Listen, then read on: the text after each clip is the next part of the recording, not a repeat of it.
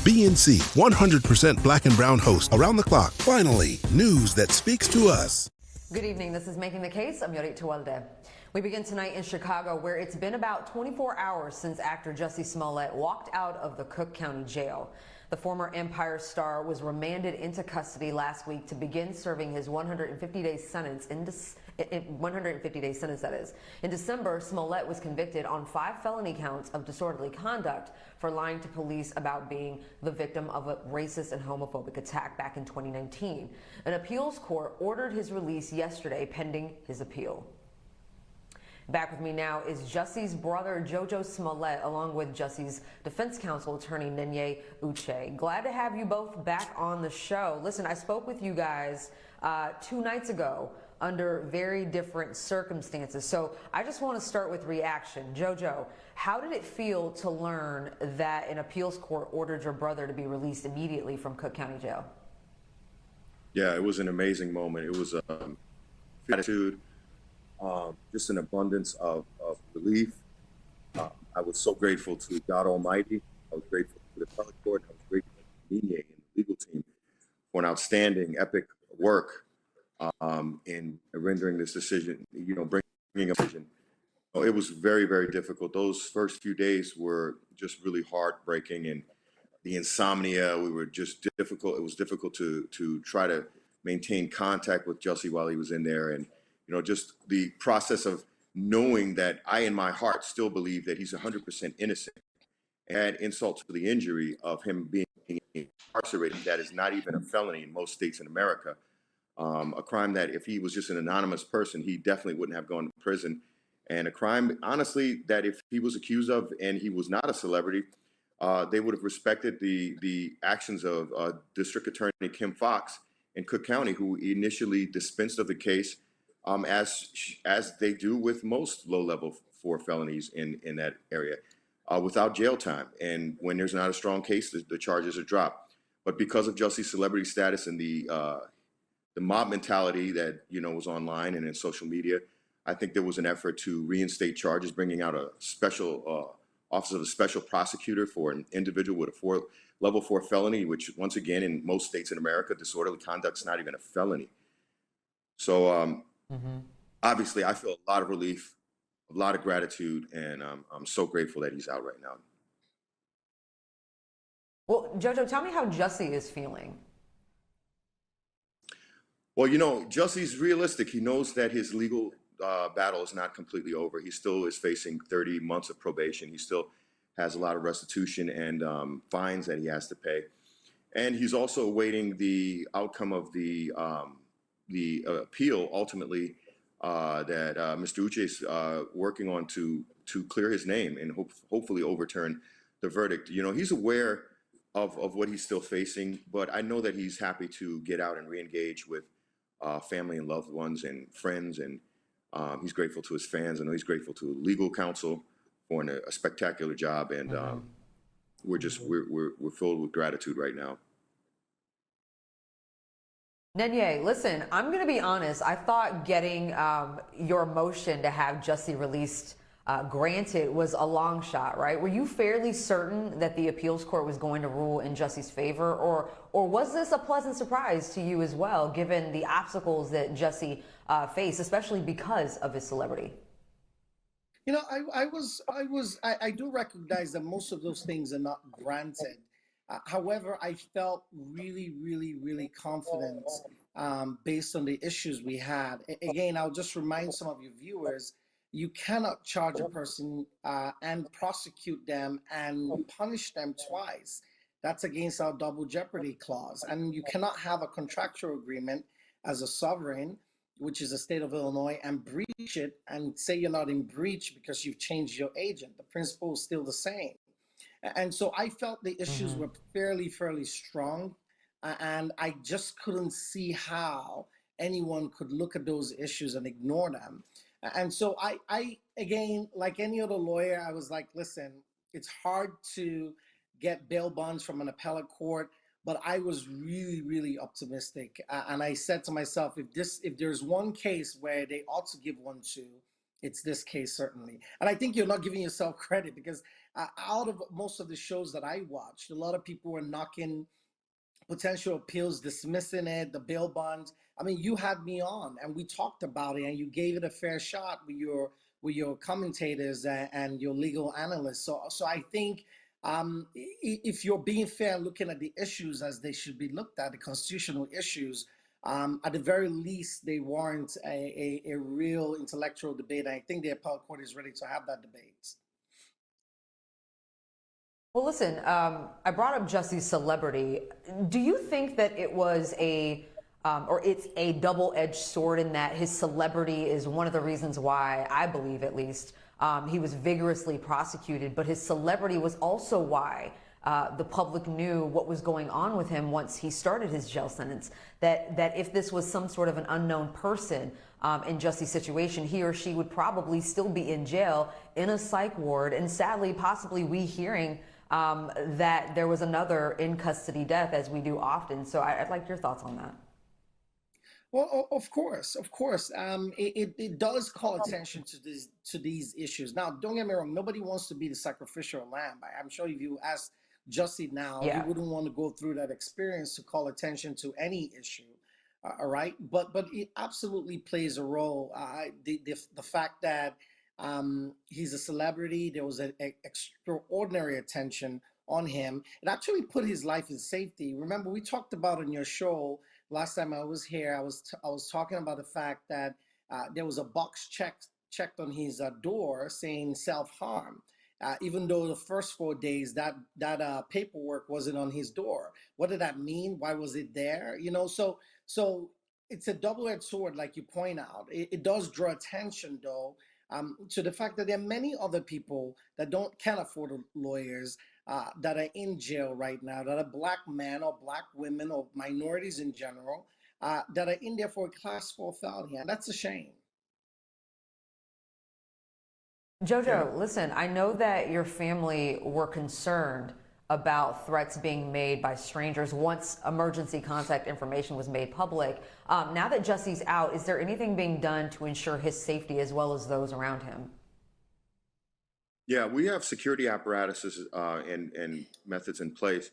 A lot of it's just the ongoing nature of this whole ordeal from the beginning. You know, Jussie, anyone in the entertainment industry will tell you that there are, you know, being in the public eye, there are, you know, security threats at any given time. You receive, you know, threats from stalkers, a lot of stuff online. So with the advent of social media, everyone has access, and you know, people can draw up, hide behind a fake profile online with no real substantial following, and you know, make threats and cause a lot of ruckus and attempt to, you know, bring about a sentiment, you know, or make a sentiment look like it's more popular than it is, and that's a fundamental type of action that's happening online a lot right now, especially the celebrities like Jussie. Mm-hmm. Jussie is an openly gay African American, and so he's obviously the target of a lot of people who are just intolerant, just cannot tolerate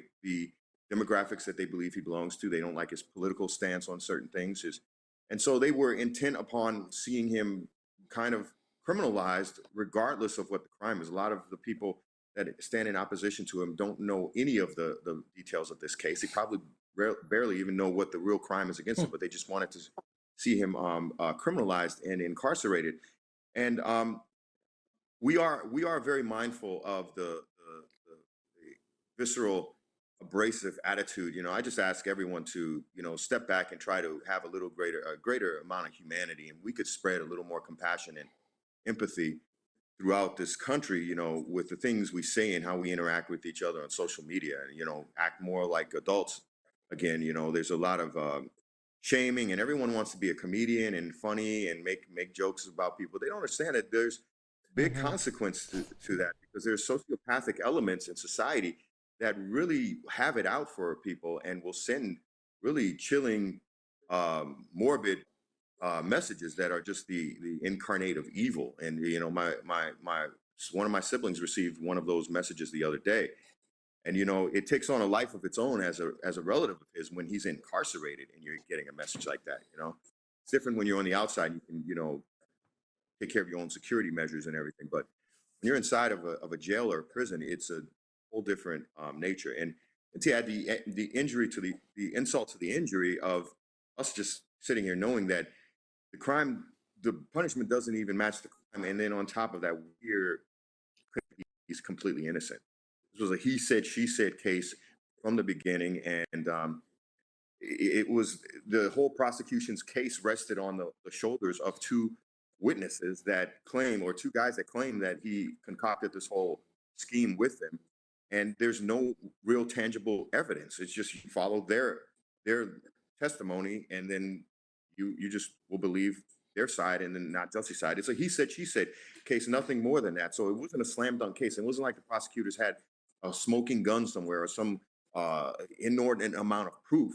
He's sitting in jail, last week over some charges that I feel were trumped up and just, not real, factual events. He had no participation in. So, but to your original question, yeah, we are definitely mindful of the security threats. Nenye, let's talk about the appeals process. You were able to win Jussies Release pending an appeal of his conviction. First, can you just briefly walk us through some of the grounds argued for overturning Jussie's conviction? And so you mean in the general appeal or in the emergency appeal? Yes, the general appeal. Okay, so the general appeal, there are a lot, Yoden. Let's start with the basic ones. What are the most important grounds? Okay, I'll list it. Actually, there are a lot. And I know that sounds cliche, but I'll go through them really quickly because a lot of stuff happened during the trial. Let me start with the regular ones. You have the double jeopardy one. Jussie paid $10,000 in fines, did community service. They recharged him a second time, gave him probation, jail time, double jeopardy. That's our position. He's being punished twice, regardless of whether a jury had sat at the first one, okay? Second one is the prosecutor entered into a contractual agreement with Jussie. They said if you do community service, you pay $10,000 in fine, specifically performed. There was an offer, their acceptance, consideration. We dismissed the case. The agent was the state's attorney's office of Cook County. You can change the agent, you can't change the principal. That's the second ground. So a contractual obligation, a breach of that contract. Third ground was the actual statute that gave them the right to appoint a special prosecutor. It's a very, very, very strict statute. First of all, the prosecutor needs to recuse him or herself. In this case, Kim Fox, the state's attorney, never filed a formal recusal. She has to file it in paper. She never did that. Second of all, the person calling for a special prosecutor has to be a party of interest. That person has to be from the prosecutorial team or the defense team. This individual that filed a motion for a special prosecutor was a private individual that did not even live in Chicago, nor did she live in our county. She lived in another county, DuPage, drove an hour and a half away to file. So that violates the statute on its face. Somehow, the OSP, special prosecutor, got appointed. Fourth ground, the judge in this case did not allow us to actively participate in jury selection. And I know you're probably wondering, how is that possible? But he actually did. He made us write down a few questions, which he didn't ask 90% of them.